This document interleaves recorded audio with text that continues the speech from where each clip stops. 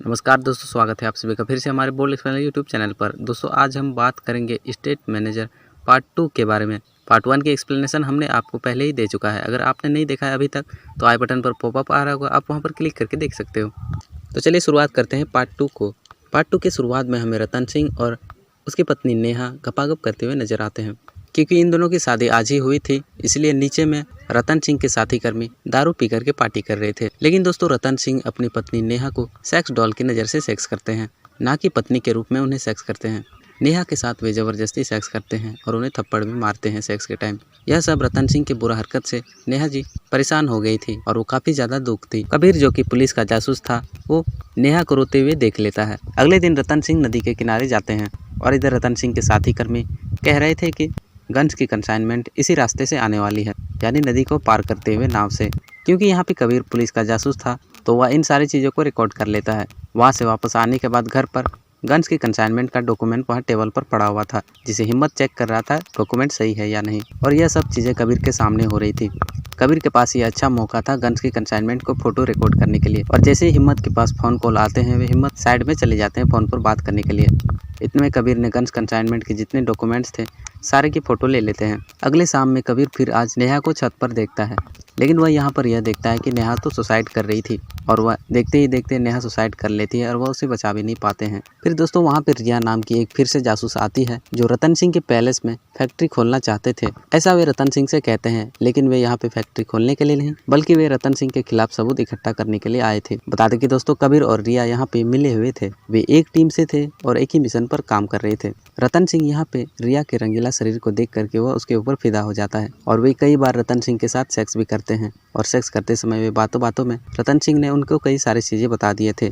इसी तरह रतन सिंह एक दिन रिया को अपने स्टोर हाउस पर लेके जाते हैं, जहां पर 2 तगड़े गार्ड खड़े होते हैं। दरअसल दोस्तों रतन सिंह के खिलाफ सबूत उसी रूम में इकट्ठा किया जा सकता था, क्योंकि वे स्टोर रूम में ही सारे काले धंधे छुपे थे। अगले दिन रतन सिंह घर पर नहीं होता है और यहाँ पे कबीर और रिया ने प्लान बना चुका था कि आज वे उस स्टोर रूम में घुसेंगे और वहाँ पे सबूत इकट्ठा करेंगे। लेकिन शाम में रिया वहाँ पर स्टोर रूम की तरफ घुस जाती है और इधर कबीर बाकी साथी कर्मी का ध्यान भटकाता है। लेकिन दोस्तों गलती से रिया अपना कॉन्फिडेंस खो देती है और अंदर ही अंदर आवाज करती है, जिस वजह से बाहर खड़े गार्ड्स को पता लग जाते हैं और वे छानबीन करने लगते हैं। गलती से कांच से रिया का पैर वहां कट जाता है। फिर रात में कबीर ने रिया के पैर पर बैंडेज बांध दिए थे। अगले दिन इंस्पेक्टर एस कुमार कबीर और रिया को अपने पास वहां होटल में बुलाते हैं। फिर वे वहां होटल रूम में दिखाते हैं कि एक लड़की उनके साथ बैठी है, जो रतन सिंह के खिलाफ सबूत बता रही है। उनका कहना था कि रतन सिंह ना कि हथियारों और ड्रग्स की स्मगलिंग करते हैं, बल्कि उनके साथ साथ लड़कियों की भी तस्करी करते हैं। ऐसा उस मासूम लड़की का कहना था। और उस लड़की ने यह भी बताया कि नेहा का मर्डर रतन सिंह ने ही किया है।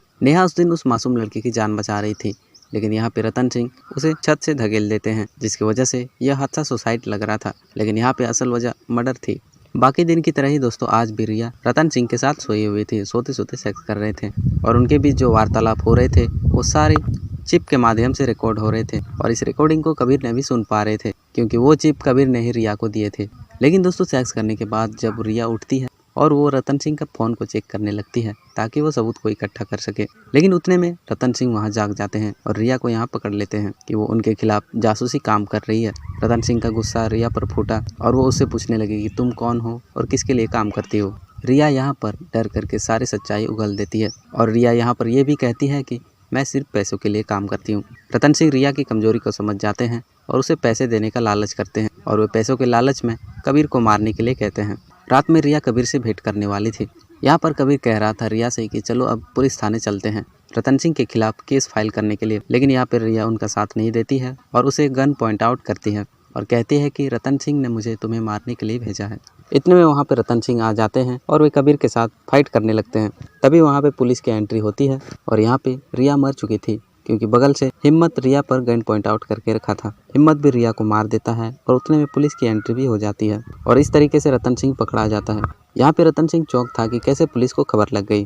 दरअसल दोस्तों कबीर एक पुलिस ऑफिसर था और वो बहुत ही शातिर दिमाग से काम किया। उनका रिया पर भरोसा टूटने लगा था और वो अपने हिम्मत से सबूत इकट्ठा करने लगा था रतन सिंह के खिलाफ। और जब वो फाइनली ठोस सबूत इकट्ठा कर लेता है तब वो केस फाइल करने के लिए भी तैयार हो जाता है और वो पहले ही सबूत इकट्ठा करके पुलिस को भेज देता है और वो पुलिस को समय पर आने के लिए कहता है। यहाँ पर इंस्पेक्टर एस कुमार आते हैं और रतन सिंह को यहाँ पर अरेस्ट करके लेके चल जाते हैं और कबीर वहीं का वहीं खड़ा रह जाता है और रिया की तरफ देखने लगता है। लेकिन यहाँ पे रिया का खून बह रहा था और रिया यहाँ पर मर चुकी थी।